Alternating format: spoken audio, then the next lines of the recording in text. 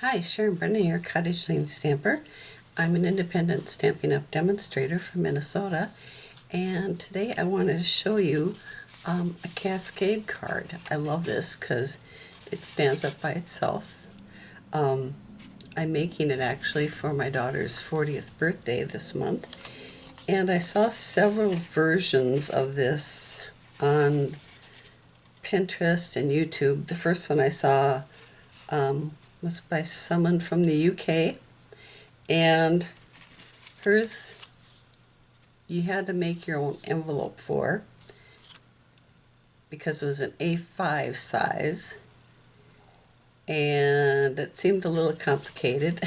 Then I saw one by Frenchy Stamps, and hers had a few more folds in it. And then I stumbled across somebody, well, I didn't get her name. If I think of it, if I can find it back, I'll put it down here. But hers was using 2 sheets of 6x8 paper, and I really wanted it to fit in an A2 envelope.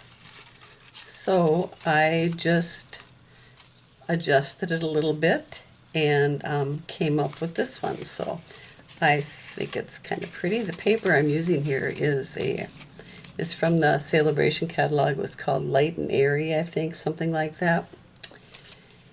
And I'm not sure what I'll do with this one. I'll probably send it to a friend for their birthday or give it to somebody here in the building.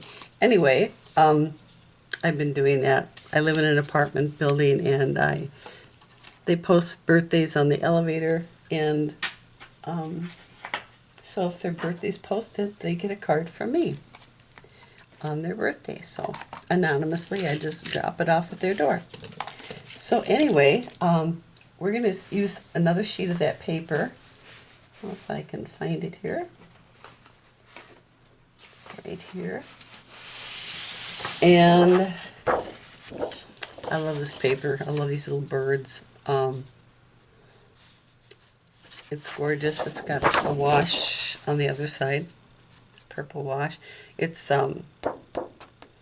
fresh freezer. So what you want to do is you're going to need 2 pieces that are, let's see if I got too much stuff on my desk here.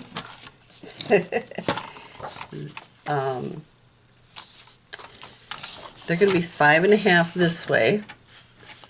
So if you want this to be the top of your card, the 5.5 has to be cut from this way. So 5.5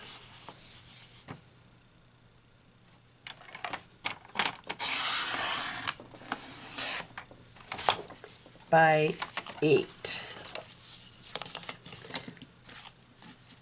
If you're using cardstock, you could probably adjust it to 8.5, but when I was doing it with cardstock or with my templates, I just did 8 inches.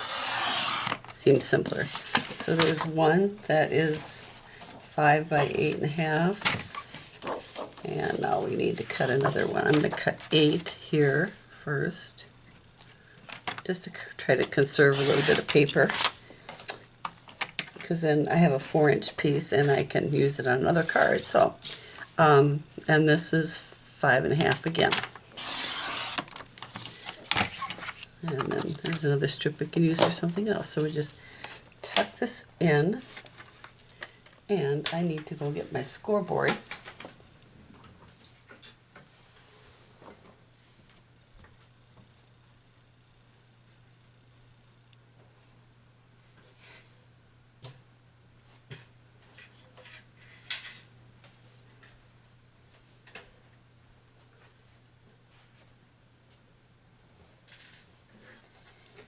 I have used my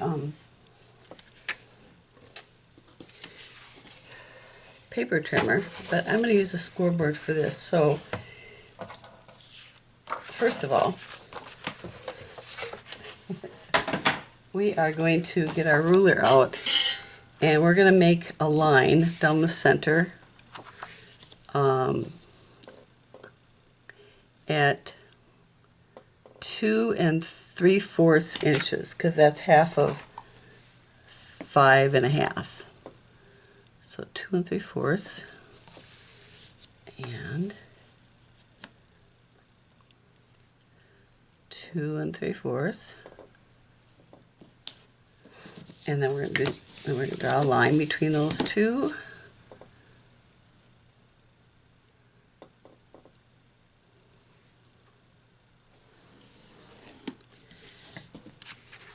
I use just these, I think they're Bic pencils, and they have a really good eraser on them, so I like them, especially when I'm going to have to erase something off my final product. So 2 3/4 and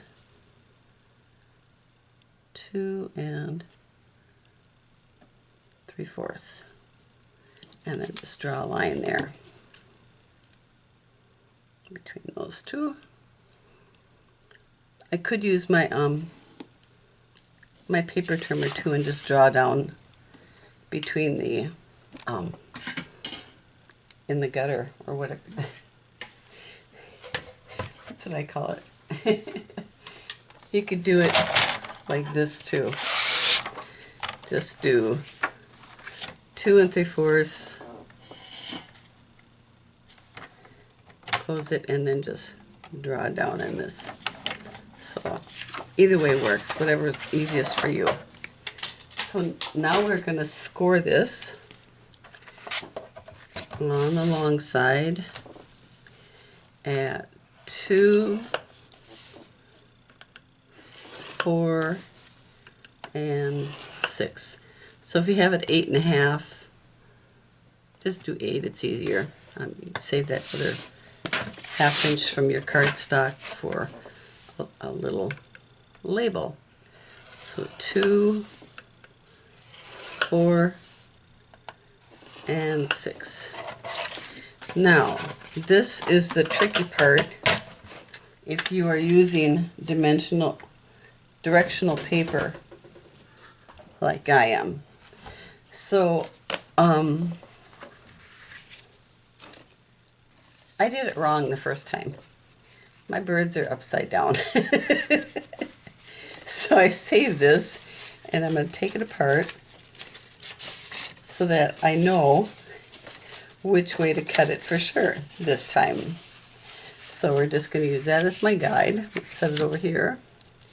And we're going to take our scoring tool. Oh, taking them apart here. And it doesn't matter at this point. I'm not going to score them real heavily. Just a light fold so I can see where to cut them. So, oh, I got ahead of myself. Sorry. So we're going to cut these first. And so these I cut with the gutter and the point down here, the 2 1/2 inch mark, or 2 3/4 inch mark here. So now I know which way not to do it. So I think I actually did it this way. So I need to do the opposite. So we are going to cut it from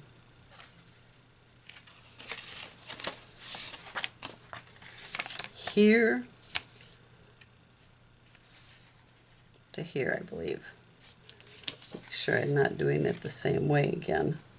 So put the little point in the track here and line this other mark on your paper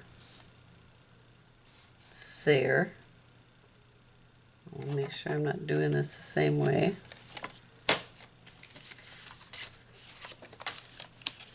Nope. Okay, should be good. So we're going to cut that off, and you could do both of them at the same time if you wanted. And how did I do that? So we're going to put, this is like card stuff for an old lady. So 2 3/4 mark here, and the point of this one up here. Say a prayer. Yeah, we're doing it right this time. I hope so. They look the opposite. So these are different than my original ones, right? These are my original ones. And these are the new ones. Yep, they're different. Okay. Whew. It's a lot of brain power. So now we're going to take our scissors and we're going to cut up to this score, or this pencil mark here on this first score line. We're doing this on the bottom, or what I'm calling the bottom. And on this one here, we're not going to do the middle one. Just up to that pencil mark, or just a hair past it. Okay. Now we're going to do the same thing, but on the top part of this one. So here we are going to cut, just going to fold it just a little bit so I can see better. We're going to cut right along that score mark, and on what I'm calling the top side.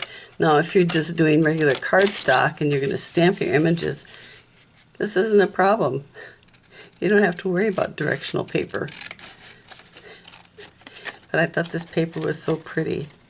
And she turns 40 this year, and I just kind of wanted to make something special. So, that's the difficult part. Now, we slide this, oh, now we erase.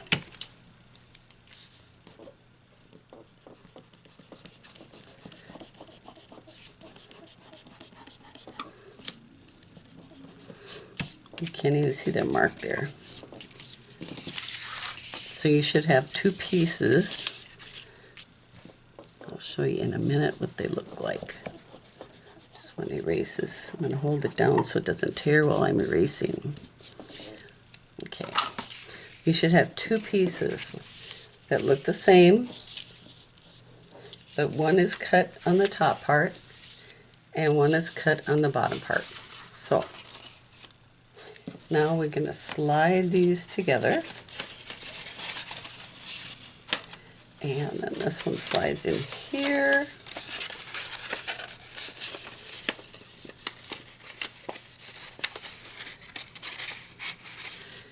and there we are, and there is our card. So this folds open this way.